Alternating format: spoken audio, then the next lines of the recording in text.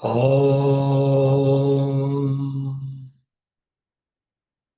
Pratasmarami hृदि संस्फुरदात्मतत्त्वम् Satchit Sukham Paramaham Sagatim Turiyam Yat Swapna Jagara Sushupti Ameti Vidyam Tat Brahma Nishkalamaham Nacha Bhuta Sangaha.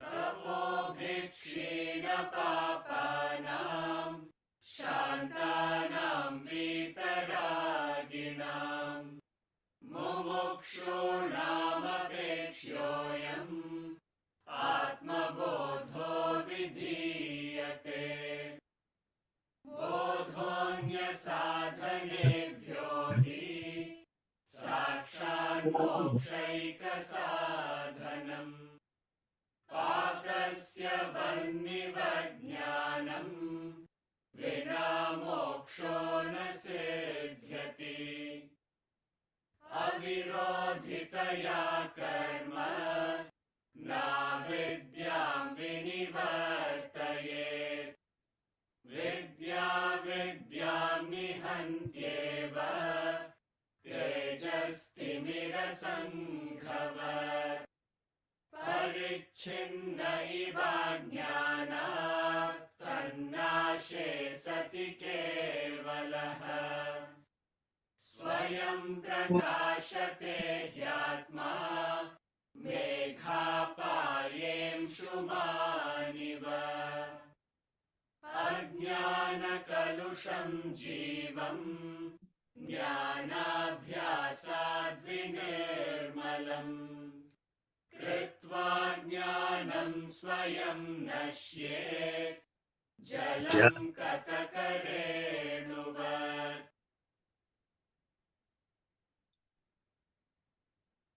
When a desire enters your mind, the first thought that you have is to fulfill the desire. Your entire focus is, how can I get this desire fulfilled? The moment a desire comes up, you look at that, I want to fulfill this desire, and you go all out. Now, what is the advice given here is, before you do that, question, examine, where is the desire coming from?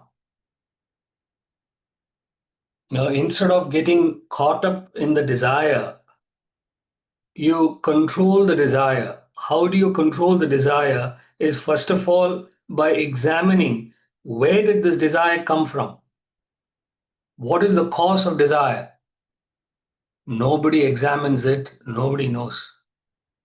Unless you examine it, how will you know? You've got to start questioning, examining.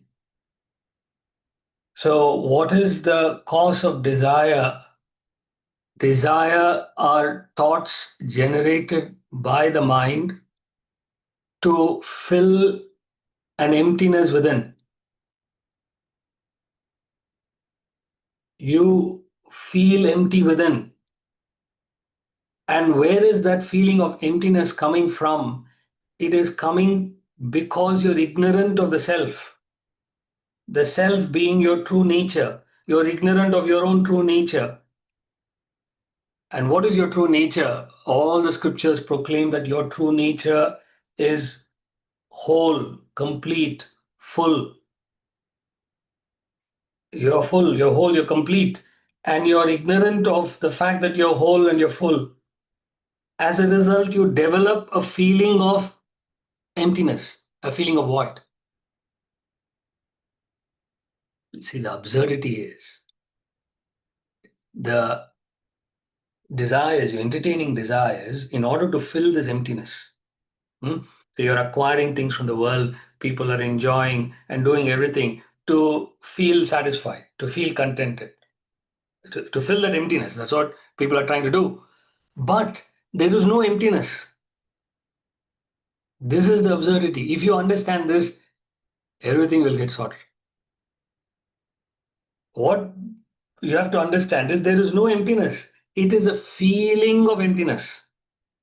It's not an actual emptiness. See, suppose there is an actual pit, an empty pit is there, and then you fill it with the pit will get filled because there's an actual pit.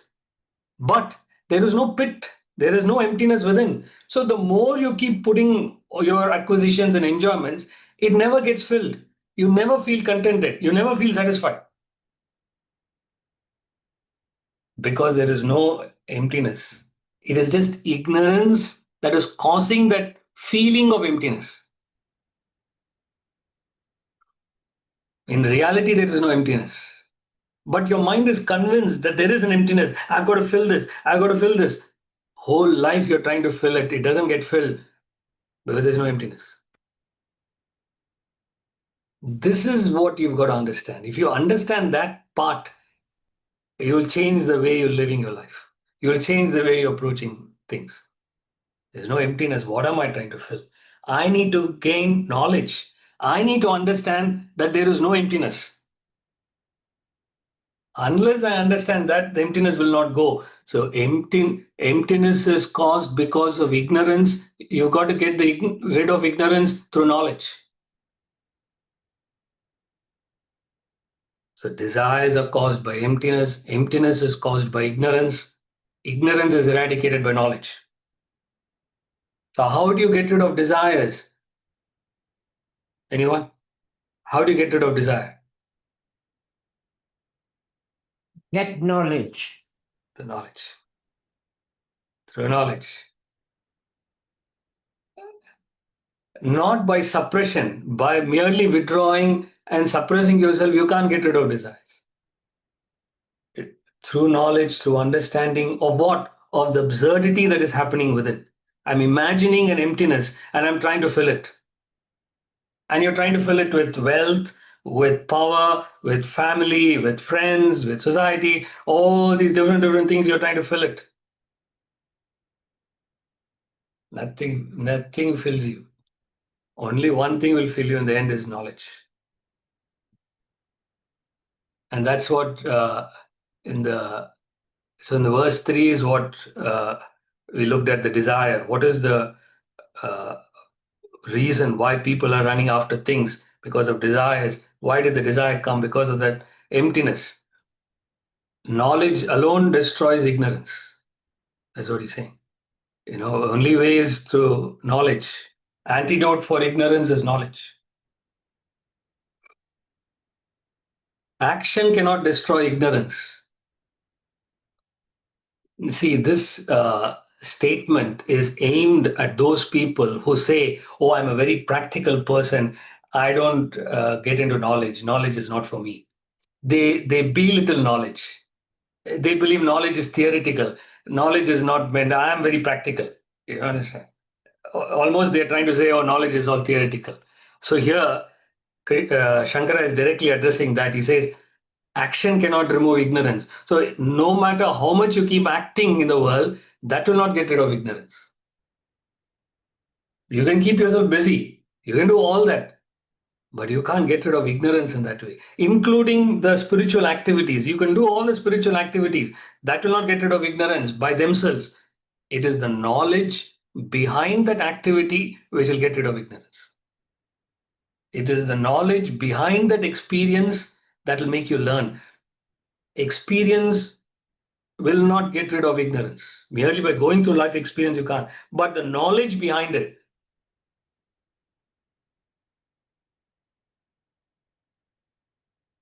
In other words, you can't escape from knowledge.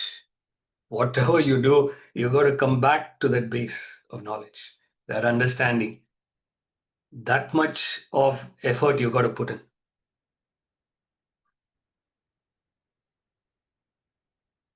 So Karma Kanda, the Upanishads have got two portions. It's called Karma Kanda and Jnana Kanda. Karma Kanda is the ritualistic portion of the Upanishads. Karma Kanda literally means a portion on action. Sorry, karma means action, but it refers to the rituals. The majority of the Upanishads, they are focused on the rituals, the brahmanas, the mantras, brahmanas, aranyakas, which form the karma kanda. The first three part of the Upanishad, mantras, brahmanas, aranyakas, they are considered karma kanda. Here, Shankara is talking about the limitation of karma kanda. Karma kanda is essential, but merely through karma kanda you can't realize the self. Merely through rituals and actions you can't realize. You need the last portion of the Upanishads, which is Vedanta, which is a philosophy, the Jnana Kanda.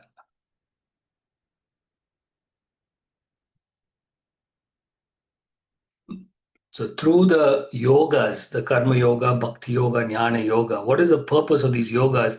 It reduces the bulk of your desires. When the bulk of desires are reduced, then your mind is available to soar into higher thoughts, higher levels of contemplation. It's like a aircraft. For an aircraft to fly, it needs to be airworthy. If there's too much of load, too much of weight, the aircraft cannot fly. It has to offload all the unnecessary weight. Only then the aircraft can fly. Similarly, for you to fly to spiritual heights, you've got to offload the desires. That is the scope of the three yogas, just to offload that bulk of desires, which is holding you down to the world.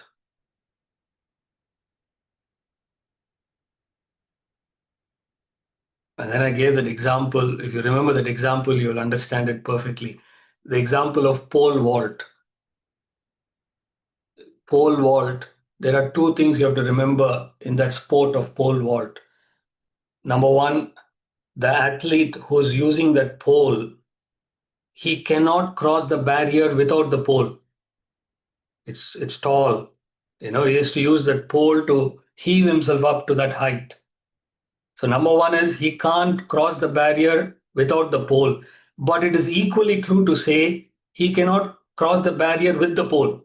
Because if he takes the pole with him, he hits the barrier, is disqualified. He has to drop the pole at the end to cross the barrier. So you can't cross the barrier without the pole. You can't cross the barrier with the pole. Both are correct. Similarly, you need karma yoga, bhakti yoga, jnana yoga to realize the self. But if you get attached to these three yogas, you can't realize the self. You've got to drop them.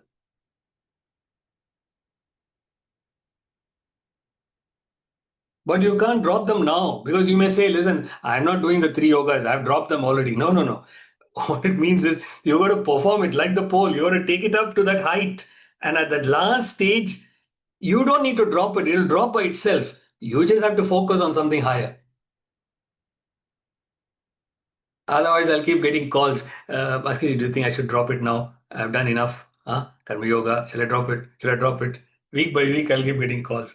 You don't need to drop it. It will drop you. When you are qualified for a higher level, it will give you up. You don't need to give up anything. Renunciation is not getting away from the world, it's not getting away from the object, but the objects will give you up when you are mature. For example, the toys have given up on you. You understand? You have nothing against toys. You will get some toys for your children or your grandchildren. But you're not interested in that. Your mind is on higher things. Therefore, the toys have given up on you. When you move to the higher level, the lower things give up on you. Similarly, the yogas, spiritual activities, you transcend them at the last stage of spiritual development. So it's exposing the limitation of action and emphasizing the importance of knowledge. And in the second verse, I'm just summarizing, going back, the second verse, the example of fire was given. It's such a simple example, but a powerful example. Like fire is meant for cooking. If you want to cook food, you need some sort of heat. You need fire to cook it. Similarly, he says to gain liberation, you need knowledge. Without fire, there's no cooking. Similarly, without knowledge of the self, there's no liberation. He establishes a direct cause and effect. Bodhonya sadhane byohi. Of all spiritual disciplines, bodha means what? Knowledge. Knowledge is verily the direct means for liberation. It's important to get to the cause. One of the ways you can apply this knowledge in your life is any problems you go through, first go and find out what is the cause. If you go to the cause and understand it, half the problem is solved. It is very surprising, when people come and ask me, suppose they're stressed and they come and ask, what do we do? I'm stressed about it. I explain to them why they are stressed. I don't give a solution. I just explain why they are stressed. The fact that they understand why they are stressed, their stress level goes down. I'm not given any solution. I've not told them what to do. I've just explained to them what is happening. Why are they going through this stress? When they understand that, and it takes a little while for them to understand it, but when they understand it, they feel, I'm okay. I'm okay now. I said, no, listen, I've not given the solution. I have to remind them I'm not giving you the solution. And then I'd give the solution later.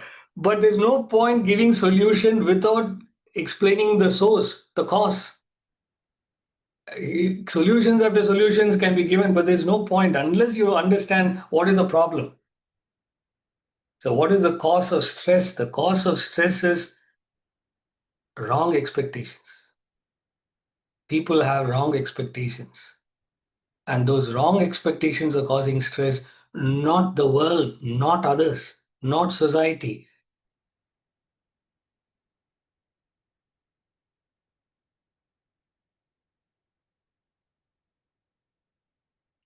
I went to the dentist recently. He had to do some filling, put the injection, he did the filling, all that. And the assistant to the dentist, so both of them know I teach this philosophy. The dentist is very close that way. And so he did the work. I got the thing done. One side is swollen, a little bit because of that injection, all that. And then the dentist, he had got married recently. So I told him, listen, any problems with marriage, you come to me, I'll help you. Anything. And if not now, later with children, if you have any problems, come to me. I said, Basi, thank you so much. It's very kind of you. Very kind.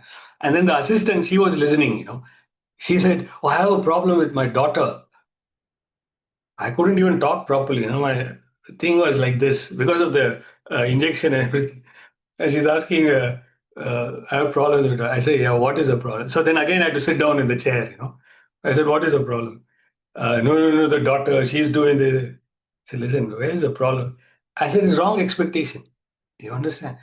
So you believe, okay, you have a child, or it's all be rosy. I said, see, there will be joy when you have children, but there will also be sorrow because the child has got so many other things which the child brings with it. You got to understand both. And then I explained to her the problem is not your daughter, it is your attachment to your daughter. You are attached to your daughter. That is causing the problem. She's emotional. The daughter is emotional. And you are also getting emotional. She is anxious. You're also getting anxious. I said, listen, two people need help. It's not only your daughter who needs help, you also need help. She laughed. She said, yes, you're right. You're right. I said, all that the daughter needs is for you to be calm, for you to absorb her emotions. If you're calm and absorb her emotions, just say, okay. That's all. Don't give a lecture. Just listen to her. That'll be fine.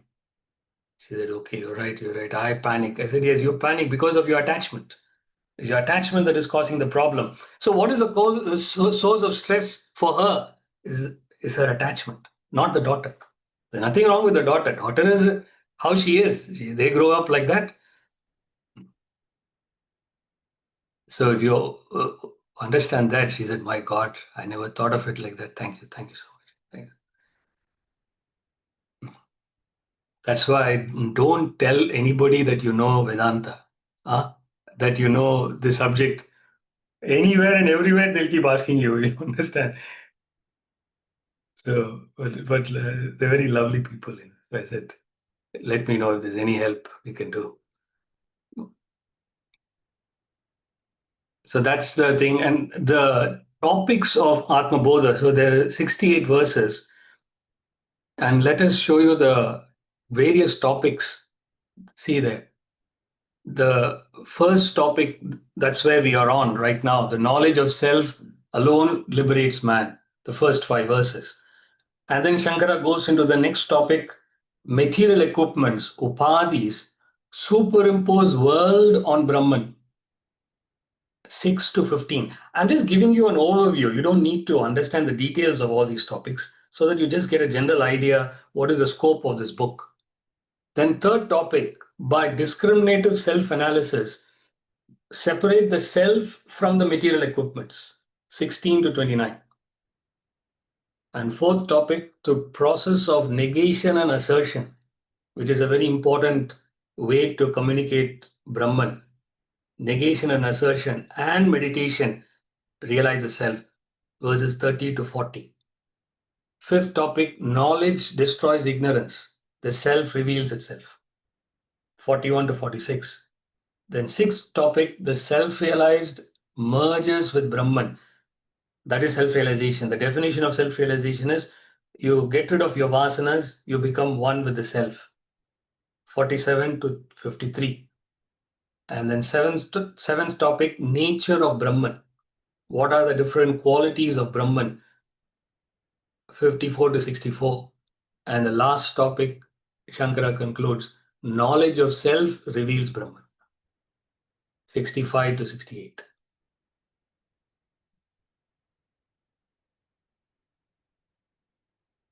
Okay. Somebody had a question. If there's any questions, I can take it up. Nitya? What is the knowledge of the self exactly? Like, what do you know when you know the self?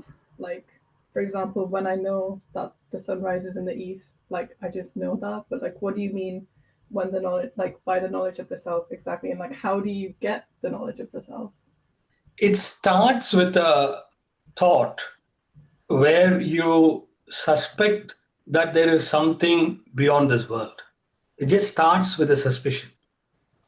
The very thought that comes to you without anybody else telling you, just on your own, a thought comes, is there more to life than acquisition and enjoyment? Is there more to life than my work and family? Is there more to life than all that I can achieve in this world? Is there something more?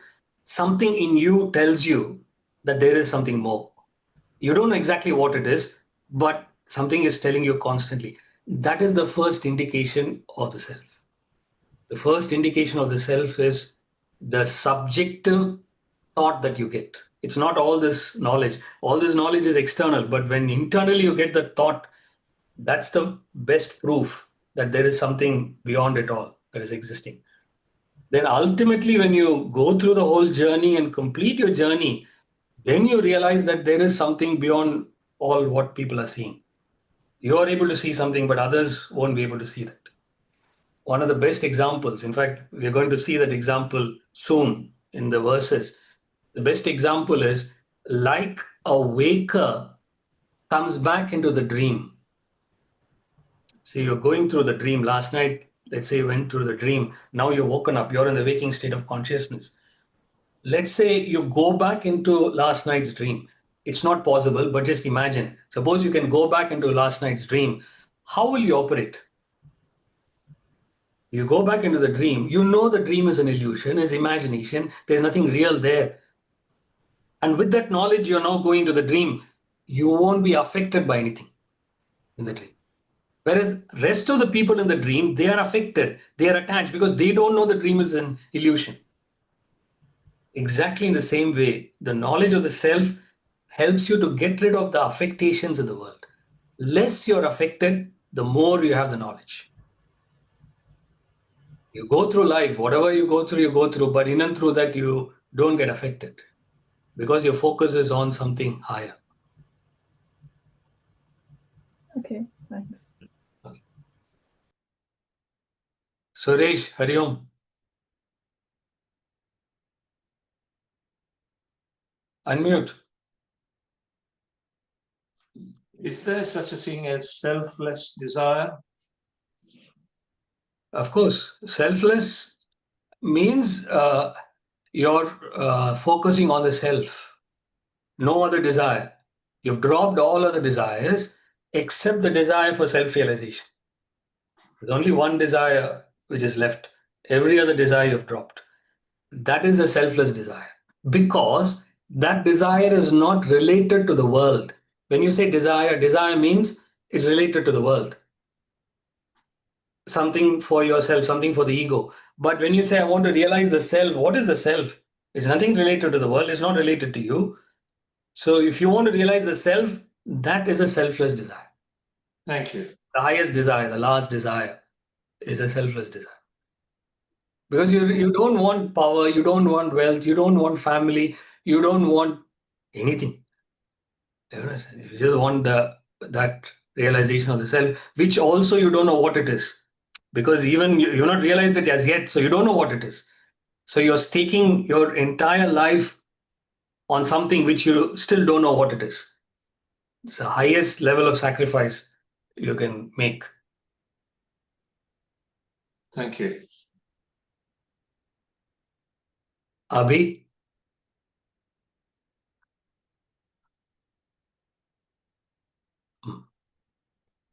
Okay. Hello.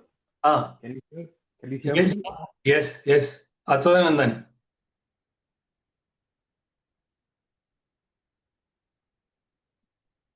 You muted yourself. Okay. All right, let's move on to the next verse, verse number 4.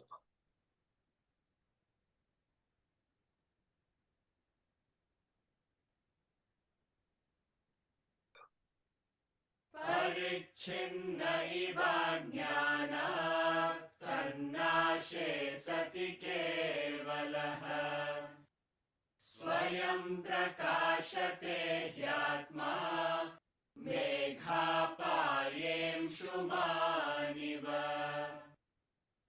परिच्छिन्न इवाज्ञानात् तन्नाशे सति केवलः स्वयं प्रकाशते ह्यात्मा मेघापायेंशुमानिव.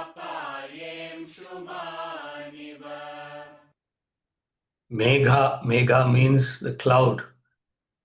So Atman, self, seems limited because of ignorance. When ignorance is destroyed, verily Atman alone shines by itself like the sun when the cloud passes. See, this is what you have to be prepared. Every verse you have to be prepared for what? For an example. There is some metaphor or some simile lurking in every verse. Now, what is this verse focusing on? You're viewing Atman through the lens of ignorance. You don't see Atman as it is. You're seeing Atman through the lens of ignorance. That's what we call as conditioned Atman. Pure Atman, you don't see. Only a self-realized person sees pure Atman.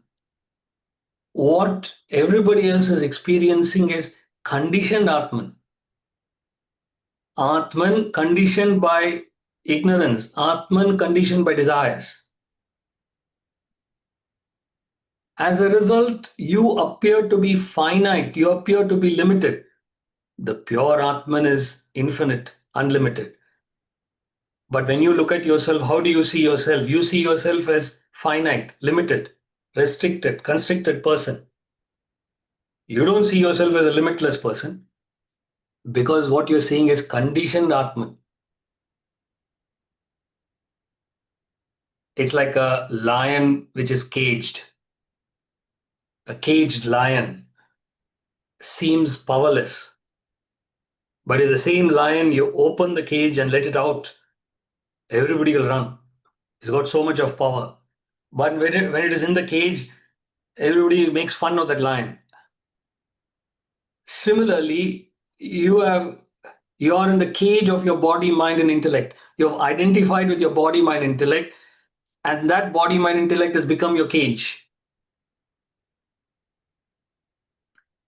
When you're liberated from that cage, you regain the true self, your true nature.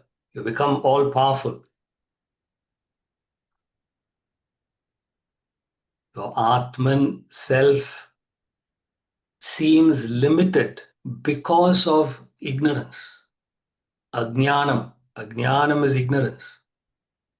It's ignorance that makes you feel that you're limited. When ignorance is destroyed, verily Atman alone shines by itself, like the sun when the cloud passes. When the cloud covers the sun, you don't see the sun. The cloud passes, it clears, you see the bright sun.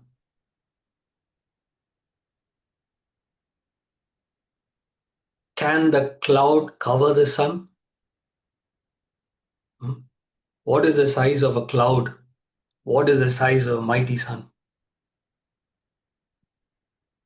How is it possible for a small, tiny cloud to cover a massive sun? And yet, from Earth, when you see it, you feel as if the cloud is covering the sun. You don't even have to go as far as cloud is concerned. You look up in the sky, and you put your finger in front of you, in front of your eye. What will happen? The sun is covered. Just a finger you put in front of your eyes, you cover your eyes with a finger, the sun is covered. You're covering the sun with one small finger. How is it possible? It's not possible, but yet it is so. When you see, you can't see the sun just because you cover it with a finger.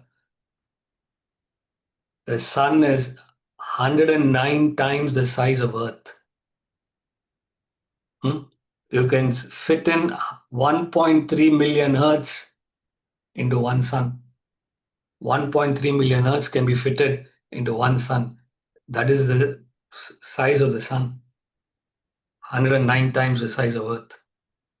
And what happened? One small cloud comes, you say, oh, the cloud is covering the sun. Shankara is saying, don't be stupid. How can the cloud cover the sun? In other words, how can the infinite be conditioned? You can't condition the infinite. You can't cover the Atman. Atman is limitless. Sun is at least this big. Atman is infinite. How can the infinite be conditioned? Yet you believe it is conditioned. Yet you feel it is limited. See, in all these metaphors, you've got to make the points of comparison. Now, what are the points of comparison? The clouds are forming. Why are the clouds forming? Because of the sun.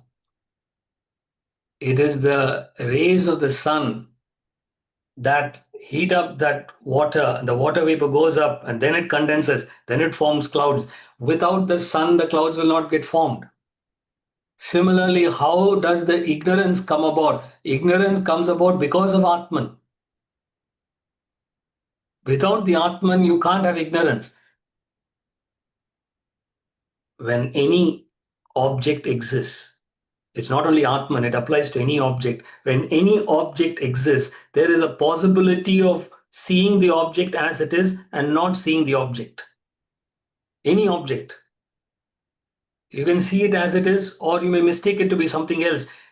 There's a possibility of ignorance which is there in every object.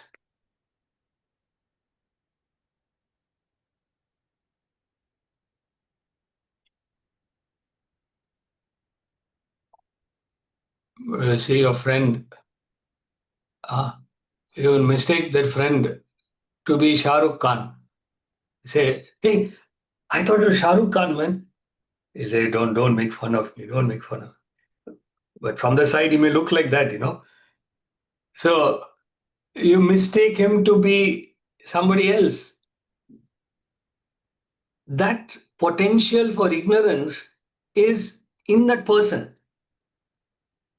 The possibility of mistaking that person is in the person. The very fact that person exists, there's a possibility you can mistake that person to be somebody else. Similarly, Atman exists. Because of the fact that Atman exists, there is a potential for mistaking the Atman to be something else. That's what they're saying. Ignorance comes from the Atman. So clouds are forming because of the sun. Similarly, ignorance forms because of the Atman. Clouds are compared to ignorance. How do you see the clouds? Because of the light of the sun. Similarly, how do you know that you're ignorant? Because of the light of Atman, because of the consciousness of the Atman.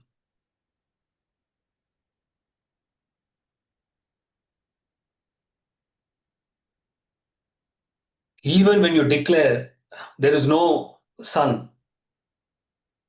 at night you say there is no sun. What makes you declare there is no sun is sun. In other words, because day existed, therefore, in contrast to the day, you understand there is night. So because of the sun, you declare there is no sun. Similarly, when a person says there is no God, I don't believe in God, what makes that person say that is God? What makes you speak is God? What makes you think is God? So even an atheist who denounces God is saying that because of God. He doesn't understand it. And then in the example, he directly says, when the cloud passes, you see the sun. So when the ignorance goes, you see Atman.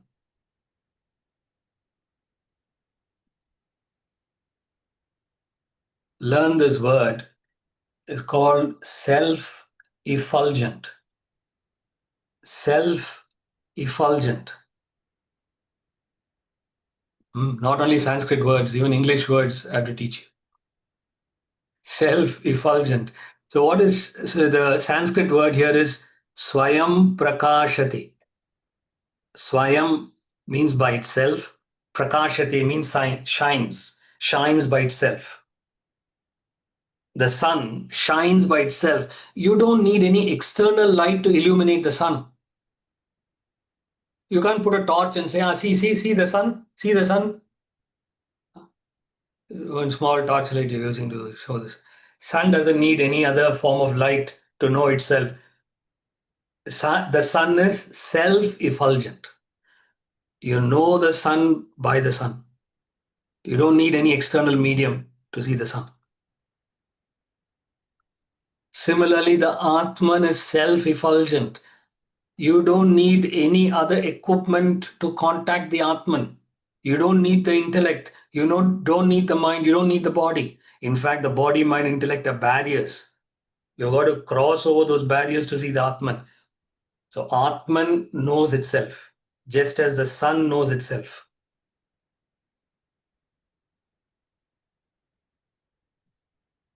Similarly, in that example of the dreamer becoming the waker, who knows the waker? The dreamer cannot know the waker. You can have meetings and discussions in the dream. You can still not work out who the waker is, what the waker is. So from the dream state, you can't contact the waker. Then who contacts the waker? Only the waker. When you wake up from the dream, you become the waker. The waker knows the waker. Waker is self-effulgent. The sun is self-effulgent. Waker is self-effulgent. Similarly, the Atman is self-effulgent. Swayam prakashati.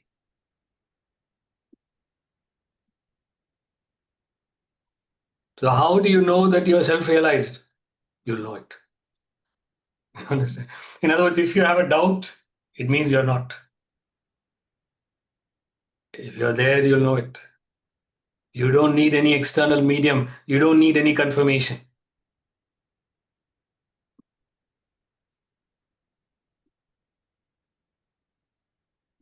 How do you know your stupidity? You'll know it.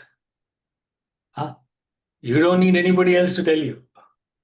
You'll know it. When you know it, then you know it. How do you know that you're ignorant? In that sense, so once it is clear, you know it, it's self-effulgent. It's a subjective understanding, subjective realization.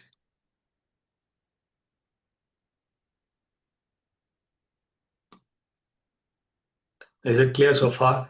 See, the important part, what they're trying to convey is this. The ignorance is removed through the spiritual activities, through knowledge. You gain the knowledge, you remove that ignorance. Finite ignorance is removed through finite efforts. Whatever efforts you're going to put in is finite. So finite efforts can only remove finite ignorance. The infinite is revealed on its own. In other words, you cannot get that infinite. You cannot achieve self-realization. Because self-realization is infinite. How can you as a finite individual get that infinite? It's not possible. But the way you're doing it is you're removing the finite ignorance. What remains is the infinite. There's a difference. You understand? You all see the difference. You can't get the infinite. You can't realize the self directly, but you can remove the finite ignorance. When you remove the finite ignorance, what remains is the infinite self. You become that.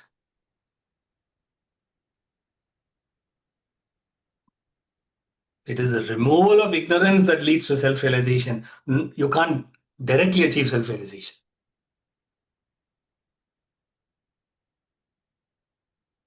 You see a brass vessel. The brass vessel is covered with a black coating. It's got oxidized. And because of the oxidization, it is black. And if you remove that oxidization by using some brasso, you put some brasso, clean it, and remove all that black coating. What do you see? You see the shine of that brass vessel. You have not brought in the shine into the vessel. The shine is inherent in the vessel. You have removed that ignorance. You have removed that oxidization. The shine reveals itself. You remove the desires, you remove the vasanas, the self reveals itself.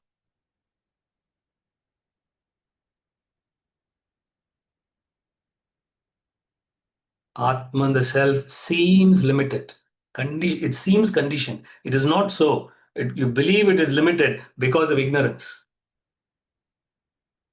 It is your fault that you feel that it is limited. It's not Atman's fault. When ignorance is destroyed, Atman shines by itself. It's revealed. The true nature of Atman is revealed. Next verse.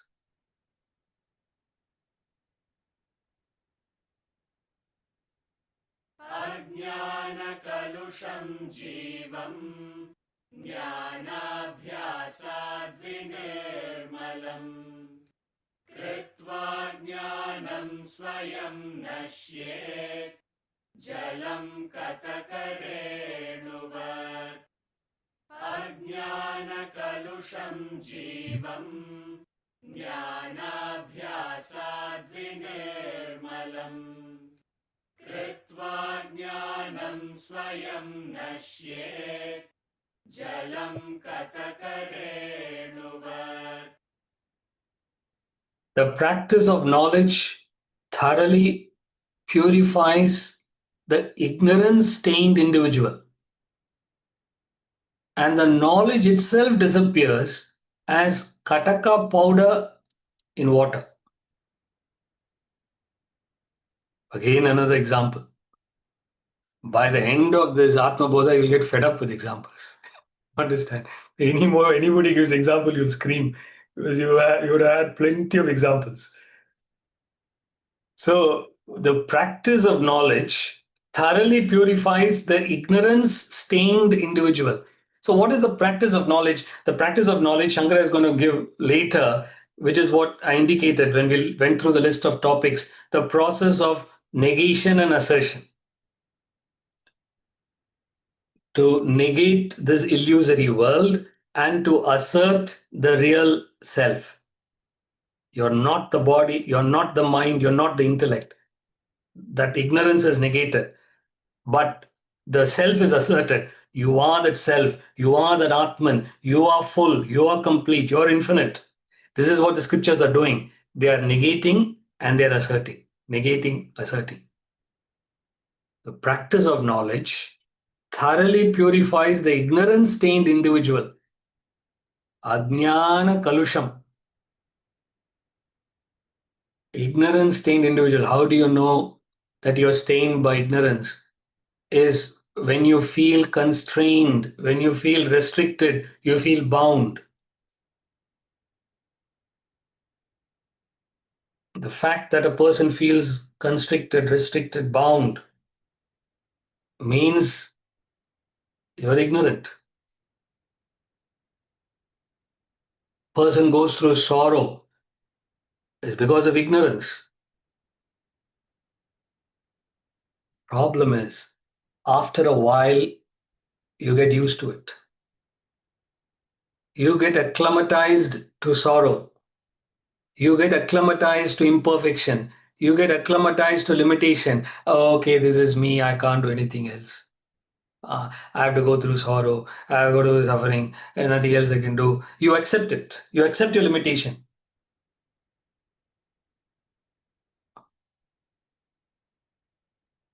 Ignorance stained individual. 2 steps are given here. First step is knowledge removes ignorance. You use knowledge to get rid of ignorance. Number 1. Number 2, the second step is knowledge also disappears.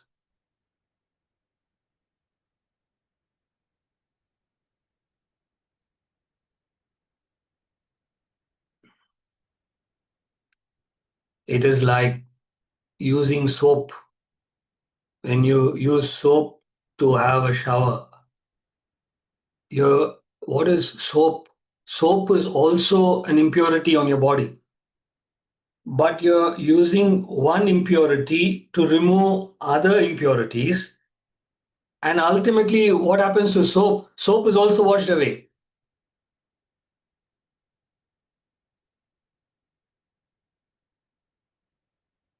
So soap removes impurities, but ultimately soap also gets removed. So knowledge is an impurity on the self, on the Atman. Even knowledge is an impurity. But knowledge helps to remove all the ignorance and the worries and anxieties in the world. Ultimately, the knowledge also disappears when you realize the self.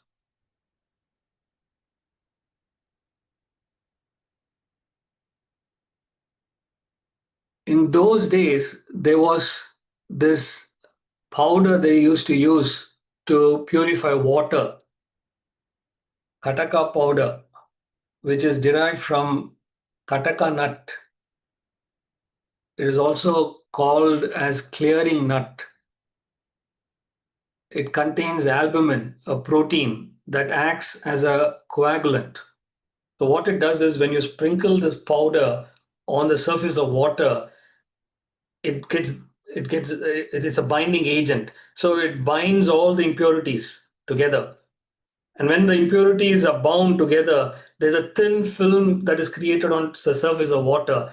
And this becomes heavier and heavier as it collects impurities. As a result, it keeps going down and down because it's heavy.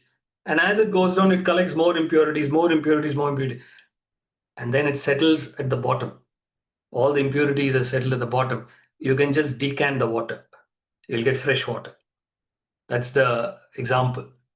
So the impurities are removed because of that powder, kataka powder. It's like alum. Like alum removes impurities, like that kataka powder removes impurities. But then what happens? Ultimately, the powder also is removed because the powder is impurity in water. Compared to water, even the kataka powder is impurity. You're using one impurities to remove other impurities, and ultimately that impurity also is removed. The cleaning agent is an impurity.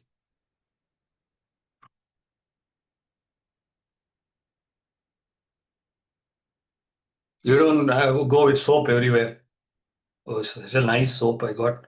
I put soap on and you're going with soap everywhere. You ultimately remove the soap. It's also an impurity.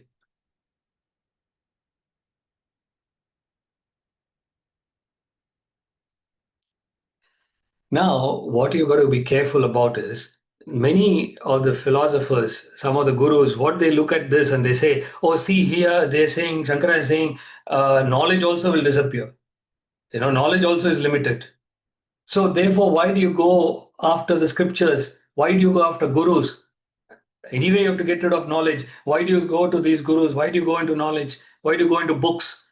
So some of the gurus, they denounce books, they denounce philosophers and say you don't need them. You don't need books, you don't need philosophers. The person saying that is putting himself as a guru. He says, listen to me, follow me, don't follow other gurus. That's what he's trying to say. So when he says, get rid of all gurus, he's appointing himself as a guru. Anyway, so that's what. So what you've got to understand is, what is the role of scriptures? What is the role of a guru? The role of the scriptures, role of a guru. Of course, the scriptures are also part of this world.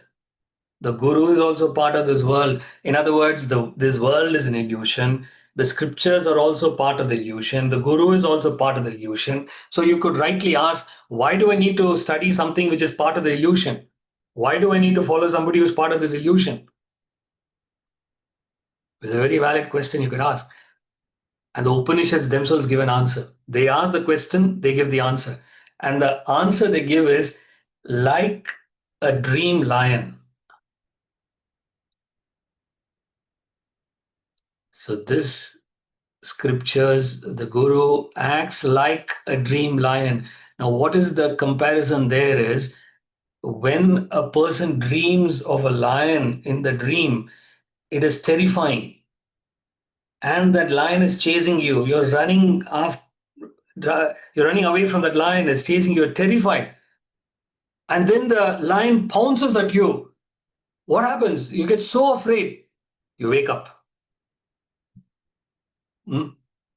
So what is the quality of the lion? The lion has a quality to push you out of the dream. And in doing so, what happens to the lion? The lion is also disappeared.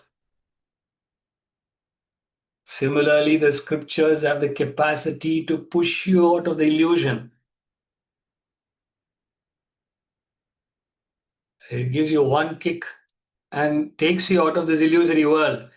And in doing so, what happens to the scriptures? The scriptures themselves disappear because they are also part of this illusory world. So you have to keep to the scriptures. You have to keep to the guru. And then you'll get transported out of this world. So the example is called Swapna Simhavat. Swapna means dream. Simha means lion. Vat means like a dream lion. See that?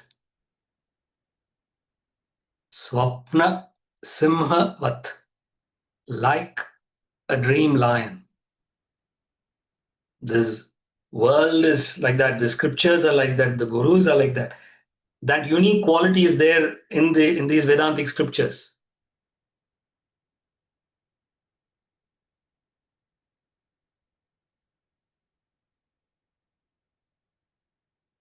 So use the scriptures, use the guru to get out of this illusion. Use a part of the illusion to get out of the illusion.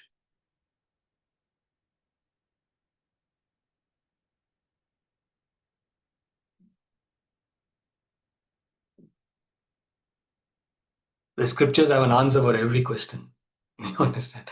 Any question you throw upon it, the scriptures have already got an answer. Like Google.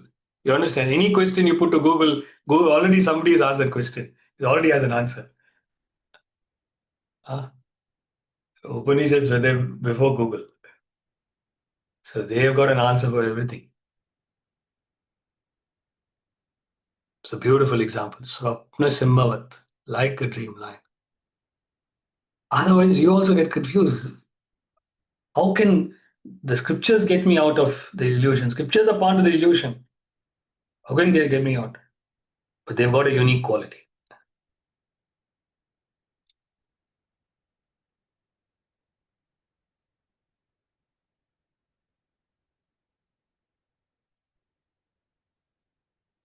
That's why the danger with knowledge is if you're not careful, you get confused and you don't understand this knowledge correctly, you can drop the knowledge.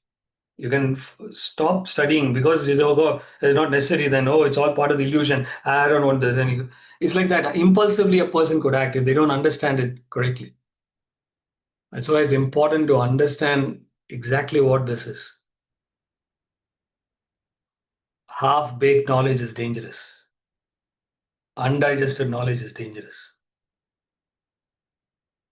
Unfortunately, the world is full of undigested knowledge, full of unbaked knowledge.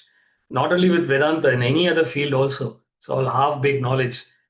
And people are taking that and consuming that is destroying people.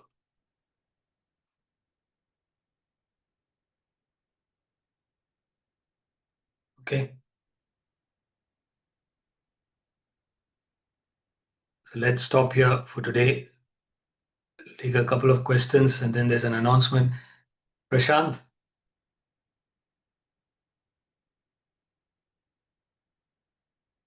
To unmute.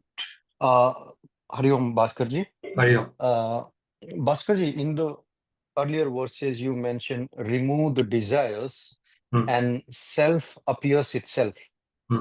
So when you say remove the desire, what is that removal? Is that desire removal from all the day-to-day desires, or it is completely becoming desireless? Or what is that? All desires. Including desire for self-realization, including that last desire. Having desire even to breathe, even to bath, even to have food. In the last stage, yes. Every desire. See, when you say breathe and all that, for what? It's connected to your individuality. You want to dissolve this individuality. So even the desire to live is not there, right? In the end, not now. But when you reach the stage of meditation, the desire for living itself goes away. Because the desire for living is connected to yourself. You want to dissolve yourself and become the self. So that desire also disappears. Right, Bhaskarji. But for those who are on the journey, at this stage, whatever your intellect tells you to reduce, you work on those desires.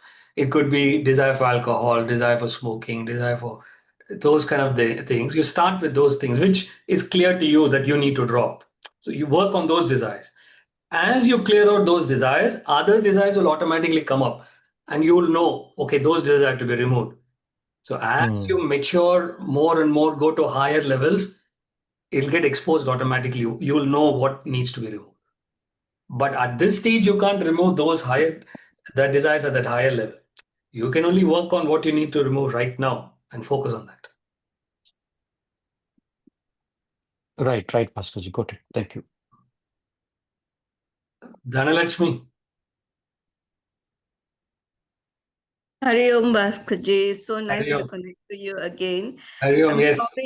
I'm sorry, my camera, I've got some problem with laptop camera. I can't switch it on.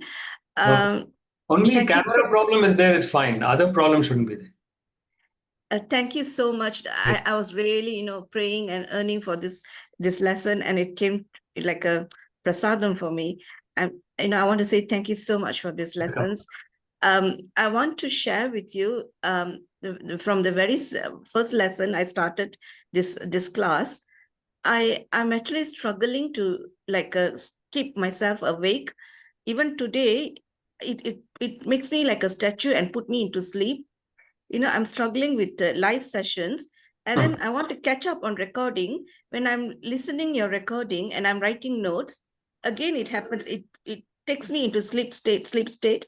And it's like one lesson, I'm like throughout the week I'm writing notes. I can't sit and one go write the notes. Even today I'm listening to you, I've gone to sleep state. I'm actually struggling how to keep myself awake. See, the thing is, because you're straining yourself throughout the day.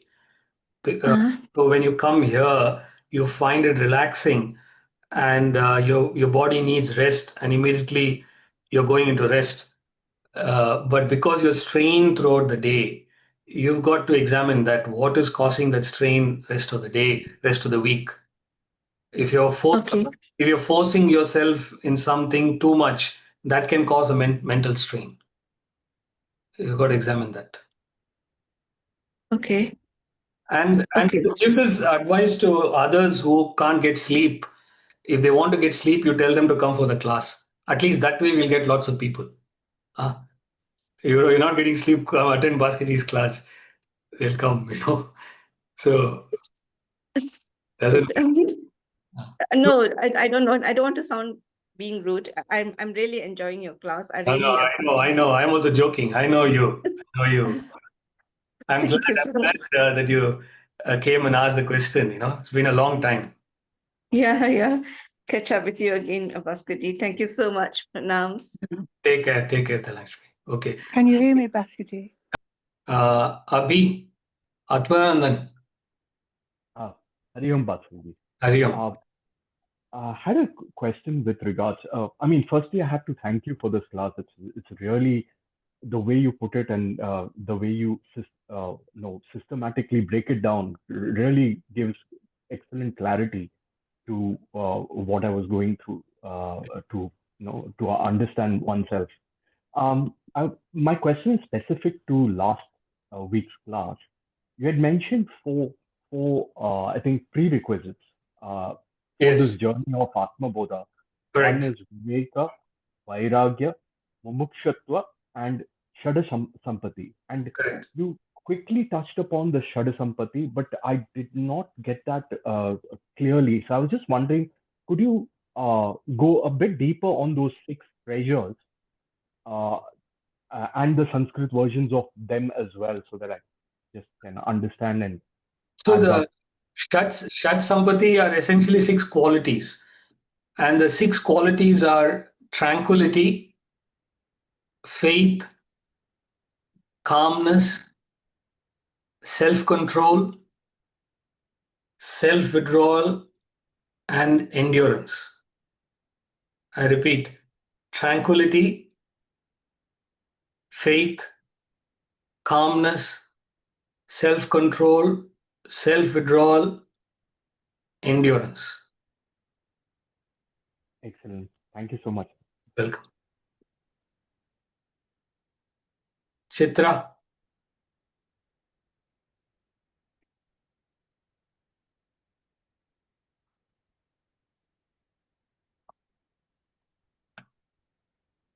Radha, you are taking time to unmute. Hari Om, Bhaskarji. Hari Om. Bhaskarji, I had a question about, we say Brahman is omnipresent and self-realization is so good for the individual, but also for society. So why is it that it's so difficult to achieve? It should have been something that is so easy to achieve, and there is harmony in the world automatically. Why does it take so much time, to achieve, and why is it limited to, very select group of people? Why couldn't it be something that was much simpler? See, anything that is precious, there's a lot of effort to get it. If you want to get precious gems, it's not easy. It's very rare to get it, and you have to pay a high price to get precious gems. So anything that is precious needs a lot of effort, and this is the most precious thing, to find out your original nature. It requires that much effort. Like I was explaining the previous question in the class, you've got to liquidate your individuality completely. You have to almost sacrifice your complete individuality for the Atman, which you are not even sure what it is. You don't even know what the Atman is, and yet you have to sacrifice your entire personality to get that. That's why it is difficult.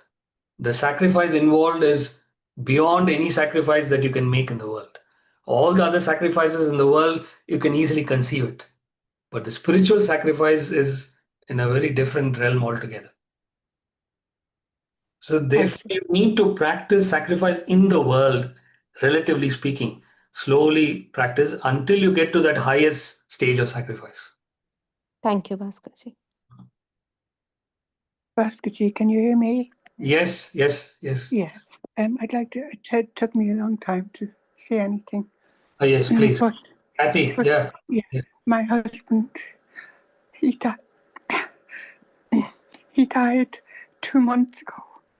Oh God, sorry. I feel I've no life left.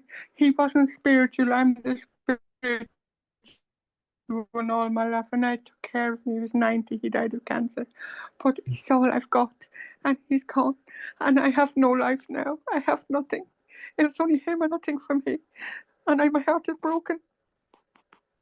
I'm sorry to say this, but it was about attachment. I took care of him. I was one of them that I took care of him all my life. He wasn't very good at that, so I looked after him.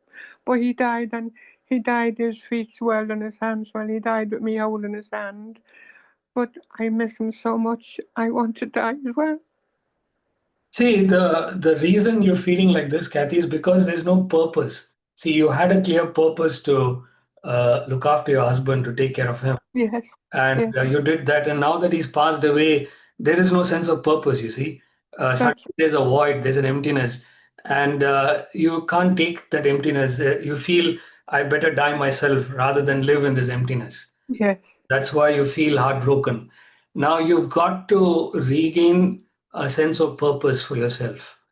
So, see, what is going to happen is, yes, at some stage you'll die. In fact, all of us are going to die at some stage. Yes. Nobody knows which age who's going to die. I may end up dying earlier than you. You never know. Yeah. Understand? So whenever you die, you will carry yourself to the next life. You're going to move on to the next life. Whatever you do in this life is going to be carried forward to the next life.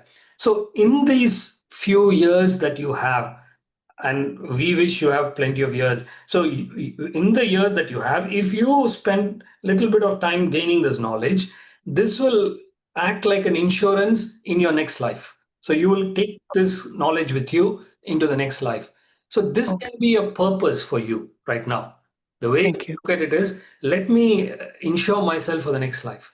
Let me get something which will be valuable, because you can't take anything else with you. You can't take nothing. And I'm 87 years old. Exactly. And you're not interested in any of those things. No, I have no interest in that. Only John, my partner. So you focus your interest on learning this knowledge.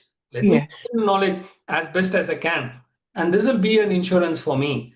And I can be prepared whenever I'm reborn. I will have something to start my next life with. Yes. Thank you. Thank you, Bhaskarji. Bless you. Thank you. Okay. Thank you. All right. Welcome. Be in touch, Kathy. Any help you need, I'm there to help you. Yes. Thank you.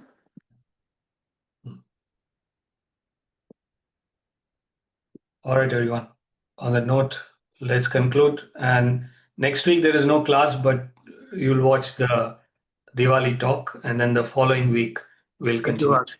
Thank you, Bhaskarji. Hari Om, Bhaskarji. Thank you. Hari Om, Bhaskarji. Thank you, Bhaskarji. Thank you, Bhaskarji. Thank you very much. Thank you, Bhaskarji. Hari Om. Thank you, Bhaskarji. Hari Om. Thank you. Thank you, Guruji. Welcome, Praveen Bhai. Hari Om. Thank you, Guruji. Thank you. Kathy, we are with you. Don't worry. Thank you. Thank you. We are with you. Hari Om, Bhaskarji. Okay, Hari Om. I wake up sad in the morning and I go to sleep sad as well. Yes. Don't worry, that pain will be there for a while. It won't go away so easily. But just remind yourself of what I said. Yes. When pain comes, just remind yourself of that.